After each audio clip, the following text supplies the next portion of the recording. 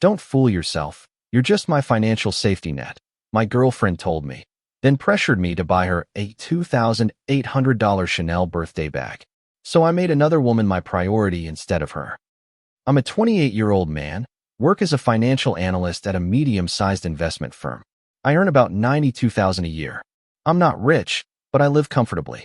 I have been working hard since college. I started as an intern, earning $12 an hour. I studied at night for the CFA certification. I analyzed market trends until my eyes bled, climbing the corporate ladder, one spreadsheet at a time. I'm the guy who actually reads annual reports for fun and can spot financial red flags from miles away. This story is about my ex-girlfriend Madison and how she learned that treating someone like a human ATM has consequences. Fasten your seatbelts because this gets good. I met Madison about 3 years ago at a mutual friend's party. She was stunning. One of those women who make you interrupt a conversation just to look at her. Blonde, perfect smile. One of those girls who know exactly how attractive they are and use it as a weapon of mass attraction. The type of woman who can make a man forget his own name just by looking at him. The first few months were incredible. She was charming, funny, and seemed genuinely interested in my work. She would ask me about market trends, investment strategies. She even said she wanted to learn to build wealth together. I thought I had found someone who shared my financial goals and understood the importance of planning for the future. The first clear sign was on our third date. Fancy restaurant. I thought we were going to split the bill like normal adults. The bill arrives. She does not even move to take out her wallet. She just keeps looking at Instagram while I pay $175 for a dinner she barely touched because she was watching her figure, but I was thinking with the wrong head, so I ignored it. At first, she seemed impressed by my career. Financial analyst. How smart. You must make very good money. I should have noticed that she was actually calculating my net worth, not interested in what I did. The relationship progressed quickly. In 6 months, she was practically living in my downtown apartment. It all started with small things. She would forget her wallet at dinner. She needed help with her car payment. Her rent was unexpectedly high. I, the typical good guy, thought I was being supportive and caring. By the second year, I was basically financing her entire lifestyle. Her rent, $1,400 a month, more than she could afford. Car payment, $535. Insurance, $180. Groceries, more than $400 weekly because she only bought organic. All dinners out were at expensive places she chose. Her credit card debts, when she went a little over, were between $800 and $1,200 a month. Spa treatments, designer clothes, and emergencies that always coincided with product launches at her favorite stores. I'm talking about probably $3,200 a month on top of my own expenses. But the worst part was her attitude. She never said, thank you. Never showed gratitude. Never acknowledged the sacrifice I was making. She simply expected it, as if I were a human ATM she slept with. She would request money on Venmo with messages like rent or mani petty emergency, as if it were cute instead of completely shameless. Honey, can you send me $400 on Venmo? I saw a purse at Nordstrom. Madison, did I not just send you money for rent recently? That is different. This is an investment piece. It will hold its value. A $400 purse, an investment. As if purses appreciated like real estate. Meanwhile, I was analyzing real investments for clients, watching their portfolios grow with smart decisions and discipline. The irony was not lost on me. The breaking point came on a random Tuesday night. I was working late on a quarterly report that had the whole team stressed out. Madison was on the couch, glued to her phone as always, probably watching TikToks of people spending money they did not have. How was work? I asked, trying to connect. Ugh, so boring. I showed 3 houses today, and only one was worth it. The others were under $750,000. I don't know why my boss makes me waste my time with poor people. Poor people. Houses under $750,000 in a city where the median price was $410,000. I tried to go back to my laptop. At least I will not have to do this much longer, she said without looking up from her phone. What do you mean? I asked. Then she dropped it, the thing that changed everything. Well, once we get married, I can quit this job and dedicate myself to what I really want to do. Start my lifestyle blog. You earn enough for both of us anyway. I stopped typing. We have never talked about marriage. Come on, Jake, we have been together for almost 3 years. You are not getting any younger, and I'm not going to wait forever. Besides, She laughed as if it were obvious. What else are you going to do? It is not like you have that many options. The cruelty of that sentence hit me like a freight train. What else was I going to do? As if she were doing me a favor by letting me pay for her existence. So what am I? Your retirement plan. Don't be dramatic. You are my financial safety net. Not a boyfriend, not a partner, not the man she loved. A financial safety net. That night, lying in bed, listening to her scroll through social media with the volume up, because of course she did, I made a decision. If I was just a safety net, it was time to see how she handled the free fall.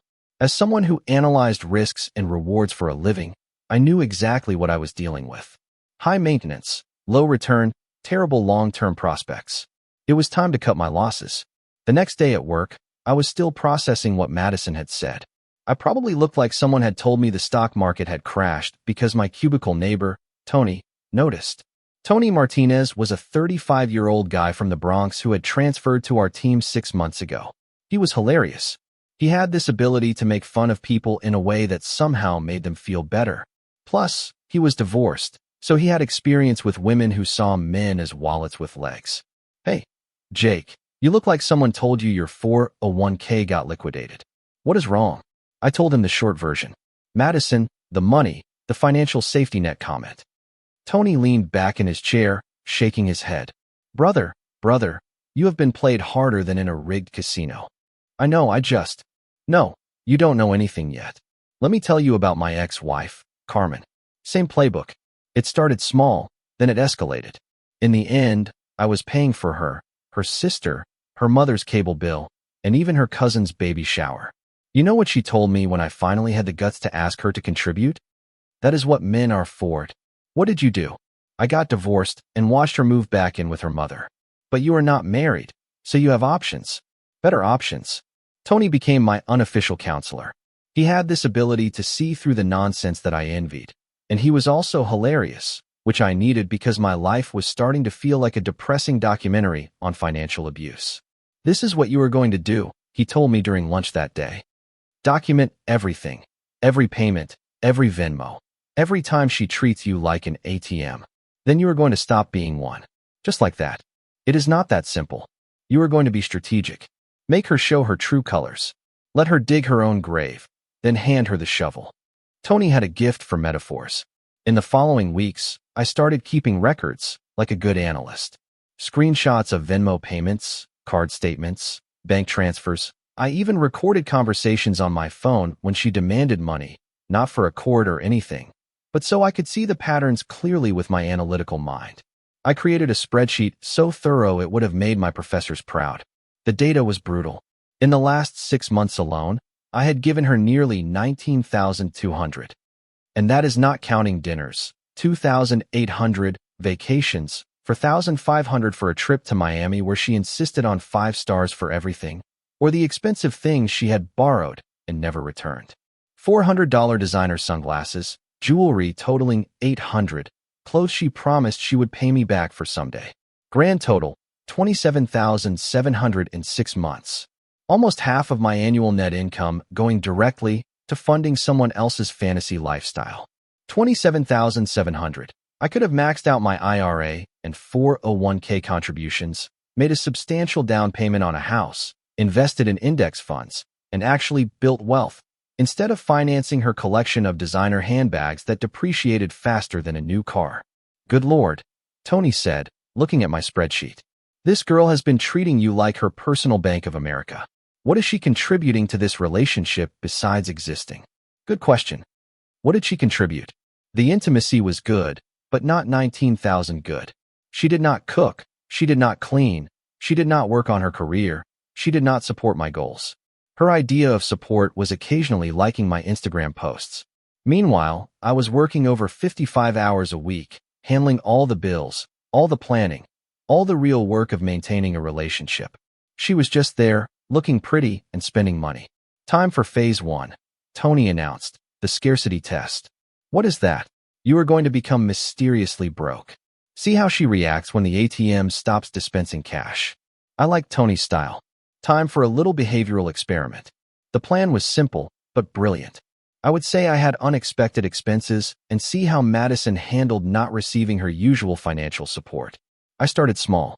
When she asked for grocery money, I told her, I'm actually a little tight this week. My car needed new brakes, and it was $850. Her face changed instantly, as if I had insulted her entire family. But I already planned my week around going shopping tomorrow. Then go shopping with your own money. Jake, you know I'm between commissions right now. She was always between commissions. Somehow, she never had money, but new clothes always appeared in her closet. Maybe cook something at home. We have food. She looked at me as if I had suggested eating cardboard sandwiches. I cannot eat pasta again.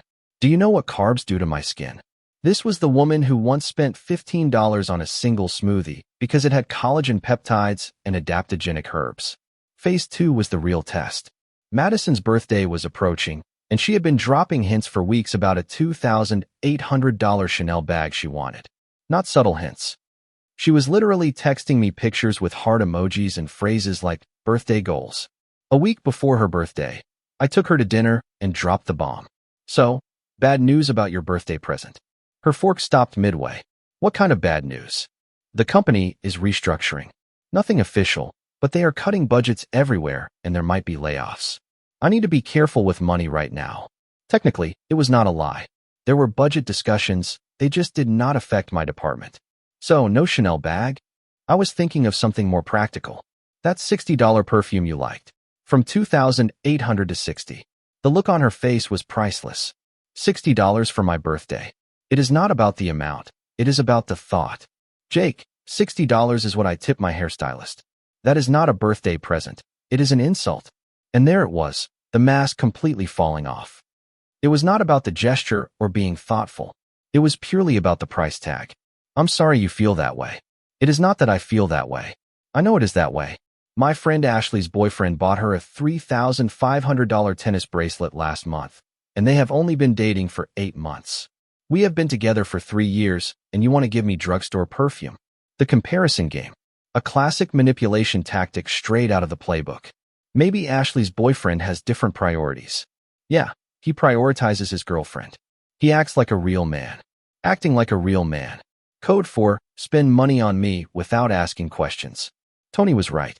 Scarcity revealed true character. When the money ran out, so did her affection. Her birthday came and went. I bought her the $60 perfume and took her to dinner at a mid-range restaurant instead of the fancy steakhouse she was expecting. She spent the entire meal pouting and posting Instagram stories that were clearly aimed at me. Some people just don't know how to treat a queen. Know your worth. You deserve more. Yes, very subtle. But the best part was watching her scramble for other sources of funding. Suddenly, she started texting old male friends she had not spoken to in years, going out for coffee with coworkers, having mysterious client dinners that lasted until 2 in the morning. Business dinner with a potential client. Super boring, real estate stuff, she would say. A business dinner from which she returned with a new designer purse and suspicious marks on her neck. She thought I would not notice. I was not even angry. I was impressed by how predictable her behavior was, like watching a case study on financial dependency and manipulation. Tony found it hilarious. Dude, she is literally following the gold digger's handbook word for word. Next, she will start working late and complaining that you don't appreciate her. He was absolutely right. Within 2 weeks, Madison was staying out 3 nights a week and coming back with an attitude, as if I had done something wrong. You have been distant lately, she told me one night. Just focused on work, you know, trying to keep my job secure. Well, don't take it out on me. I have my own stress too. Stress from what? Taking pictures of houses and spending other people's money. But I played along. I let her think she was smart. I let her dig deeper. Because Tony and I were planning something much bigger. While Madison was busy exploring her options, I was building something better. I started with small changes at home. I stopped buying the expensive groceries she liked. I canceled the premium streaming services. I switched to a cheaper phone plan. Nothing dramatic, just cost-saving measures any responsible person would take in times of financial uncertainty. Madison noticed right away. Why is there no oat milk? You know I cannot drink regular milk. Oat milk is $7 a carton. Regular is $3. Jake, we are talking about $4. $4 here, $6 there. It adds up quickly. She looked at me as if I had suggested we live in a cardboard box. But the truly brilliant move was reconnecting with my college friend, Sarah. I had mentioned her to Tony, and he had a great idea. You need to show Madison what she is losing. Nothing makes a gold digger panic like seeing her meal ticket with someone who actually deserves him. Sarah Chun was everything Madison was not. A PhD in biochemistry. She worked at a pharmaceutical company developing cancer treatments. She made her own good money. She had real hobbies besides shopping and Instagram. We had dated briefly in college, but remained friends after realizing we worked better that way. She was in town for a conference, so I invited her to dinner. I made sure to post about it on social media. Nothing obvious. Great catching up with old friends, with a picture of us laughing over appetizers. Madison saw it in less than an hour. Who is that Asian girl? Sarah, a friend from college. She is pretty. Yeah, she is great. Very smart too. She just got promoted to lead scientist at her company. I watched Madison process the information. Another successful, attractive woman, potentially interested, competition. Suddenly, Madison was nice again. Nice. Cooking a bad dinner, initiating intimacy, asking about my day. All the girlfriend behaviors she had forgotten as soon as the money was flowing freely. Maybe we should go on a vacation, she suggested. Rekindle our romance. With what money? I thought we were being careful. Well, maybe just a weekend getaway. Something affordable. Affordable. Madison had never agreed to go anywhere affordable in her entire life, but I played along. I let her think her charm offensive was working. Meanwhile, Sarah and I were actually reconnecting as friends. She found the whole situation fascinating from an anthropological perspective. So, she only started being affectionate when she perceived competition, Sarah told me over coffee. Like clockwork. That is not love, that is resource guarding. Basic psychology. Sarah had a way of cutting through the nonsense with scientific precision. It made me realize how toxic my normal had become. Tony enjoyed every update. Dude, you have got her sweating now. Time for phase 3, the ultimatum. Make her choose between you and her ridiculous lifestyle. How? Easy. Tell her you are ready to get serious, but only if she starts contributing like a real partner. And watch her run. I liked where this was going. 2 weeks after Sarah's visit, I sat Madison down for a talk. I made it sound romantic. Candles, a nice dinner at home that I had cooked myself, something I had started doing more to save money. The whole setup. She probably thought I was finally going to propose and secure her financial future forever. Madison, I have been thinking about us, about our future and where we are going. Her eyes lit up like slot machine jackpots. I could almost see the dollar signs dancing in her pupils. She sat up straighter, probably already planning the engagement ring Instagram post. I think it is time we get serious about building something together, something real and lasting. Are you serious? She asked, looking at my hands for a ring box, barely containing her excitement. I'm talking about us becoming true equal partners, sharing responsibilities, building wealth together, actually functioning as a team instead of this one-sided arrangement we have had. The excitement faded faster than her fake tan in summer. Her face went from Christmas morning to a tax audit in about 3 seconds. What exactly do you mean? I mean you start paying your own rent, we split groceries, utilities, dinners out equally. We both contribute to savings for our real future. Behaving like adults in an equal relationship where both contribute something meaningful. Silence. A long, awkward silence that stretched on for an eternity. Jake, you know my job does not pay that much. Then get a better job. You have a college degree and 3 years of experience. It is not that simple. I'm building my brand, making contacts, positioning myself for bigger opportunities. Building her brand meant posting selfies and spending my money. I make almost 3 times what you do, I continued. I don't mind covering more of the big expenses, but you need to contribute something beyond just existing. I contribute a lot. I support you emotionally. I make this place feel like a home. When was the last time you asked about my work, my goals, my stress levels? She opened her mouth and then closed it. We both knew the answer was never. This is ridiculous, she finally said. You never had a problem with our arrangement before. Because I thought it was temporary. I thought you were working towards something bigger. Instead, you have been treating me like your personal bank account. That is not true. Madison, you literally called me your financial safety net. I was joking. Were you also joking when you said you planned to quit your job after we got married? When you said I earn enough for both of us? Her face turned red, caught in her own words like a financial fraudster being audited.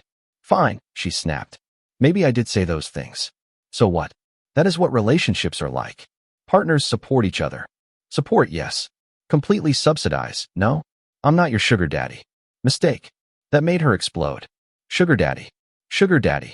Do you think I'm some kind of escort? I think you are someone who expects financial benefits without offering anything meaningful in return. I offer a lot. I'm beautiful. I'm fun. I make you look good when we go out. I make you look good. Yes. Do you not see how other men look at me? They are jealous. You are punching way above your weight with me, and you know it. And there it was, her true opinion of me. I was a desperate loser who should be grateful that she let me pay for her lifestyle. The fight escalated from there. She brought up every insecurity, every flaw, every reason I should feel lucky to have her. I just stood there, letting her show who she really was under that pretty exterior. You are not exactly a great catch, Jake. You are boring. You work too much. You have no style. Most men would kill to have a girlfriend like me. Then go and find one of those men. That stopped her in her tracks. What? If I'm a loser and you are a prize, go and find someone who will appreciate you as you deserve. It should not be hard, right? She looked at me, probably calculating if she could call my bluff. Maybe I will. Good luck with that. She stayed at her friend Ashley's house that night. She came back the next morning expecting me to apologize, to beg her to come back, to promise to return to the old arrangement. Instead, I had changed the Wi-Fi password and deactivated her key fob. Jake, we need to talk. We already talked. You made your position clear. I was upset. I did not mean it. You did mean it, word for word, and honestly it was a relief. I finally got to see what you really think of me. She tried tears, anger, seduction. I just shrugged and went back to my laptop. Tony found it absolutely hilarious. Brother, she is about to find out how much the world really costs.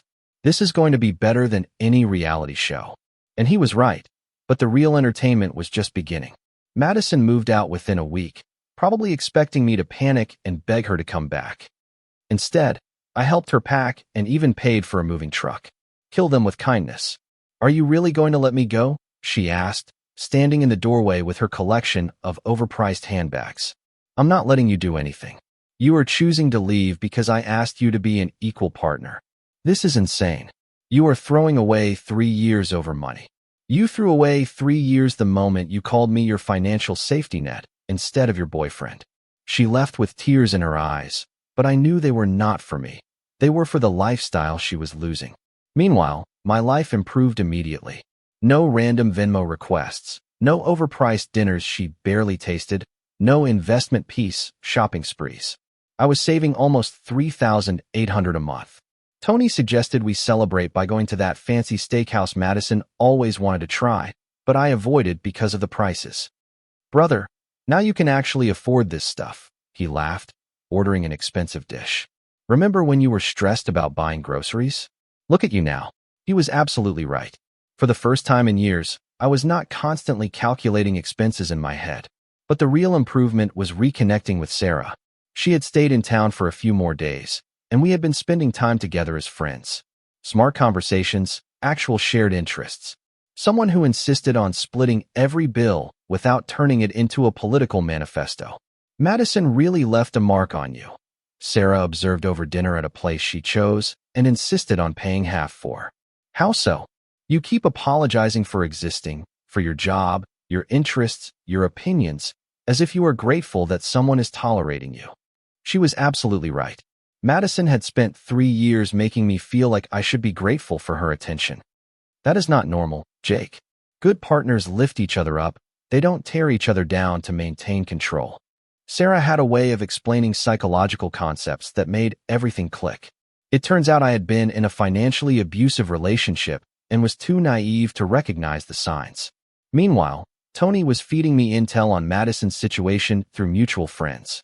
The reports were deeply satisfying. She had moved back in with her roommate Ashley, who was apparently already getting tired of covering Madison's share of the expenses.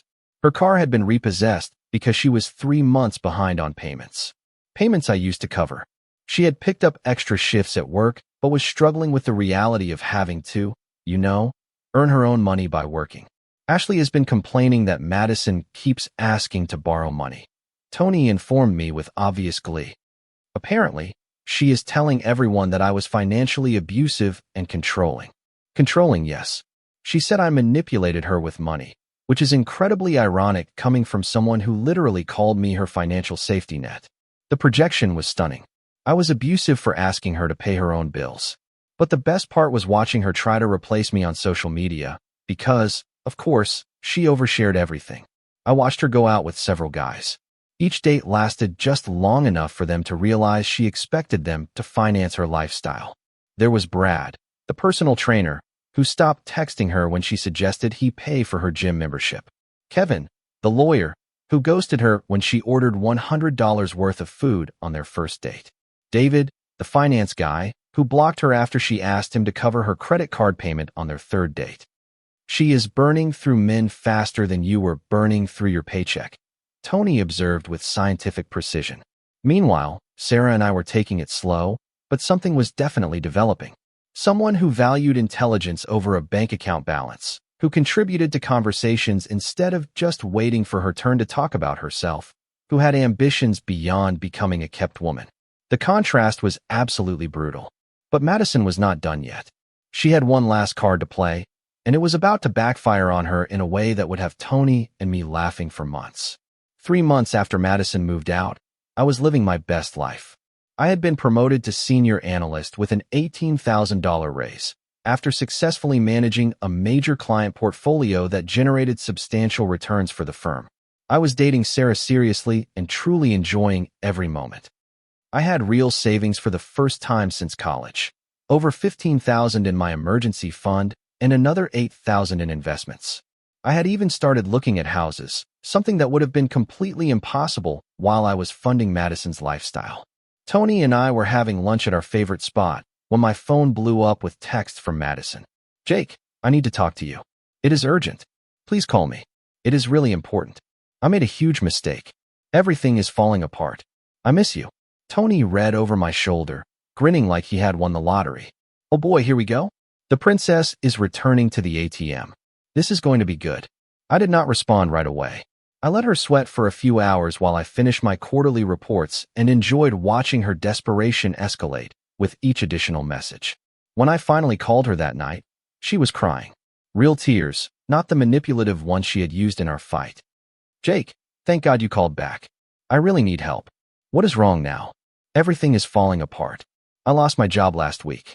Ashley kicked me out because I could not pay my share of the rent. My car got repossessed yesterday. I'm staying at my mom's place, and she is furious with me. She keeps asking me how I ended up in such a mess." Madison's mom lived in a small 2-bedroom apartment an hour outside the city in a working-class neighborhood. Going from my luxury downtown apartment to her mother's cramped couch must have been brutal for someone with her ego and obsession with image. "I'm sorry to hear that. I was wrong, okay? I was horrible to you. I took you for granted, and now I realize how good I had it. How good SHE had it, not how good we had it. It was still completely about her. I want to fix this," she continued. "I want us to try again, Jake. I know I was a spoiled brat. I know I did not value you, but I have learned my lesson. I will be completely different." "How different?" "I will get a better job. I will pay my own bills. I will be the girlfriend you truly deserved." It sounded good, almost convincing, but then she dropped the real reason for her call. "I just need a little help getting back on my feet. Maybe I could stay with you for a few weeks while I sort things out, just until I find a new job and get stable." And there it was. She was not sorry for how she had treated me. She was sorry she had lost her meal ticket. "I'm seeing someone else," I told her. Silence. "The Asian girl from your Instagram. Her name is Sarah. And yes." "Jake, you cannot be serious. We have history. 3 years together. What does she have that I don't have? A career, self-respect, the ability to pay for her own coffee. This is about money again. I told you I would change completely. It was never just about money, Madison. It was about basic respect. You did not see me as a partner. You saw me as a resource to exploit. That is not true. You literally called me your financial safety net. Your exact words. I was young and stupid. You are 25, not 15, and you have not learned anything. Even now, you are not apologizing for how you treated me.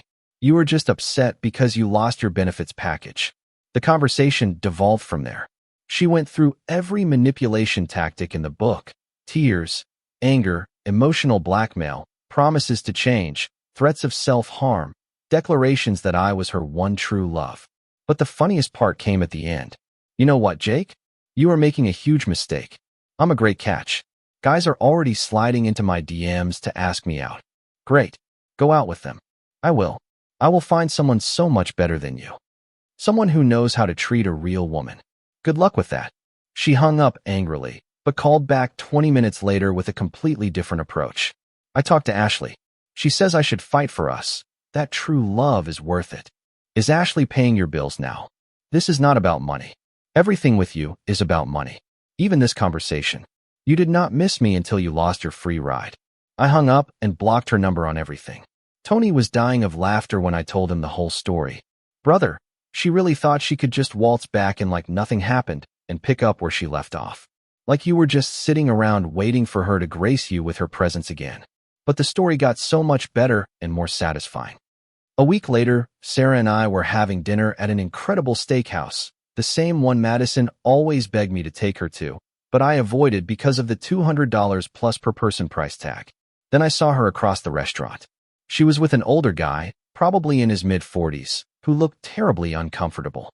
He was wearing a cheap, ill-fitting suit and constantly checking his phone while she talked at him nonstop, trying way too hard to impress him. Sarah noticed the change in my expression. It is her, is it not? Yeah, that is Madison. She looks absolutely desperate. And she did. The confident, entitled princess I had dated had been replaced by someone trying too hard, too much caked on makeup, a dress that was too tight and revealing, laughing too loudly at her date's bad jokes. The desperation was practically radiating off her. Should we leave? Sarah asked calmly. No, we got here first, and I'm enjoying my steak. Madison saw me halfway through the meal. The expression on her face when she realized I was with Sarah was absolutely priceless. Pure panic mixed with jealousy, desperation, and what looked like genuine shock to see that I had moved on so completely. She excused herself from her awkward date and walked over to our table with a fake confidence. Hi, Jake. Hi, Madison. And you must be Sarah. A fake smile plastered on her face, eyes full of venom and calculation. Nice to meet you, Sarah said politely, completely unfazed by the obvious hostility. Jake has told me so much about you, although he left out how pretty you are. The passive-aggressive compliment, delivered with rehearsed precision. Thank you, Sarah replied, remaining calm and composed. Madison stood there awkwardly for a moment, clearly wanting to start some kind of dramatic scene. But Sarah's confident calm and my complete indifference diffused whatever manipulation she had planned. Well, I should get back to my date. Craig is actually taking me to the Bahamas next week for a romantic getaway. Sure he is. I would bet money that trip was never going to happen. As she walked away, Sarah shook her head, amused. She is exactly as you described. I almost feel sorry for that poor man. Don't. He will figure it out soon enough when she starts asking him to pay for things. 2 months later, Tony forwarded me a social media post from one of Madison's friends. Apparently, Craig had dumped her after she racked up $4,200 on his credit card during that romantic getaway that, to my surprise, actually happened. She was back on her mother's couch within days, working a retail job for minimum wage, and her Instagram had devolved into bitter inspirational quotes about toxic men and know your worth. The transformation was remarkable. Her profile went from posts about a luxury lifestyle to desperate motivational quotes and subtle hints about needing financial help. The comments from her followers told the whole story. People were starting to see through her facade. The last I heard through mutual friends was that she was dating a 22-year-old guy who went to a community college, worked at a cell phone store, and still lived with his parents. Someone young and naive enough to think her expensive tastes made her sophisticated instead of entitled. Someone who probably thought he had hit the jackpot by landing someone who looked like her, not realizing he had actually signed up to be financially drained.